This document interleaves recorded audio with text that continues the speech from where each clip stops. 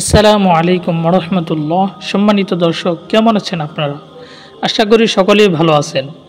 সম্মানিত দর্শক, আজকের ভিডিওতে আমরা জানব মহাপ্রলয় বা কিয়ামত সম্পর্কে।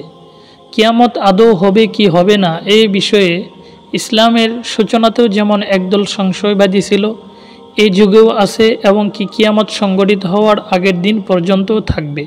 তবে আজকের ভিডিওতে আমরা মুমিনের হৃদয়ে অনাকাঙ্ক্ষিত যে সংশয় উদয় হয় সেই সংশয় দূর করে কিভাবে ধীর ঈমানের অধিকারী হতে পারে সে ব্যাপারে কোরআন ও হাদিসের নিরিখে কিছু সুনিশ্চিত আলামত তুলে ধরব ইনশাআল্লাহ।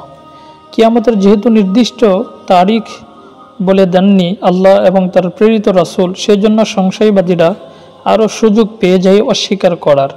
তবে যে আলামতগুলো আমরা আপনাদের সামনে তুলে ধরব সেগুলো অনেকগুলোই বাস্তবায়ন হয়ে গেছে বা অবশ্যই হবে ইনশাআল্লাহ। নাম্বার 1, পশ্চিম দিকে সূর্য ওঠা। নাম্বার 2, মদ ও জুয়ার ব্যাপক প্রসার ঘটা। নাম্বার 3, জিনা ব্যভিচার সহজলভ্য হওয়া।